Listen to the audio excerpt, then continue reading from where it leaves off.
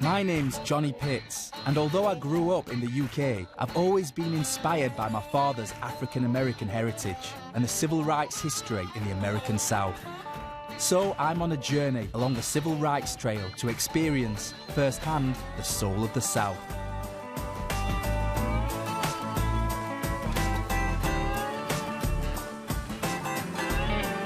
Today, I'm in Montgomery, Alabama. Known as the capital of dreams, Montgomery is a compact city brimming with civil rights history. Like Dexter Avenue King Memorial Baptist Church, the National Memorial for Peace and Justice, and the Court Square Fountain, once a central hub for Montgomery's slave trade. I'm catching a ride with Michelle Browder, whose unique tours through Montgomery educate on this rich civil rights history, including legendary local figures like Rosa Parks. Living as if you're a third-class citizen, not respected, not treated humanely, is what caused this courageous woman not to give up her seat. There's so much more to the story. When people come to a space that was connected to the civil rights movement, what do you think people get from that? To be enlightened and for your eyes to be opened on what really happened in history, you're not only able to reckon with it, but it will prompt you to do something about it and to ensure that it doesn't happen where you live. Going to all of the museums is great, but when you go to the actual communities, I think you get a different perspective. So if you look outside, you're at the Black Lives Matter mural.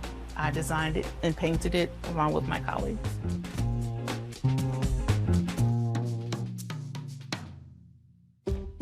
During the 50s and 60s, black-owned businesses across the American South were vital in making civil rights a reality, serving as safe spaces for education and secret meetings. Brenda's Barbecue Pit is one such establishment that still exists today. We've been here since 1942, yeah. Your grandma must have set this up and would have lived through the civil rights movement. What kind of role did this place take during that era? Her and her sisters, they were very heavy in the voting rights and the civil rights, and so they had secret meetings back here, and people who didn't know how to read and write, they tutored them. It's more than barbecue here. It's barbecue and legacy. We get a lot of visitors from all over the world, and they say, well, what sets you apart? The pit is a big part of it, the sauce. So you're going to teach me the secret ingredients of the sauce then? No, of course not. Of course not. Why did I know you were going to say that? How about seeing if you can actually help us cook it? So we're going to head over to the pit. Wow, this looks incredible. You can really feel the heat in here. Oh, that smells so good, that chicken. JB, is that okay? Yeah, I'm getting this on head. So, you know, you were asking about the history of the place, Johnny. This is actually my grandmother. Wow. This is a picture of her on the front line of the Selma to Montgomery March. She had Rosa Parks out here, Martin Luther King, everybody, and this is her. Sometimes when I think about my grandmother and all she did, the legacy, the person that she was, most of the time I'm at a loss for words.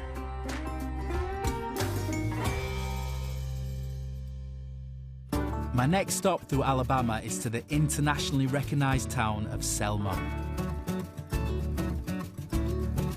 The events that took place here, including the start of the Selma to Montgomery March back in 1965, changed the world forever. I headed to the coffee shop to meet owner Jackie Smith and learn more. The history of this cafe, it's a 1960s diner. Back in the 1960s, all restaurants in this area were naturally segregated. So now we are the coffee shop. And of course we have the Edmund Pettus Bridge there, which does serve in some ways as a beacon of light in history in terms of the civil rights movement. It is. People come from all over the world to cross that Edmund Pettus Bridge. We've served people from, as this map will show you, the four corners of the world. It's quite an amazing testimony as to what Selma means to the world. Could I add a pin onto the map? You are more than welcome to pin the map. Okay, I'm pinning this one from my hometown of Sheffield. Montgomery and Selma have been truly inspirational stops on my journey, and I can't think of a better way to end my time here than taking a walk across a civil rights landmark, Edmund Pettus Bridge, in the footsteps of those who fought so hard for the freedoms my father enjoyed.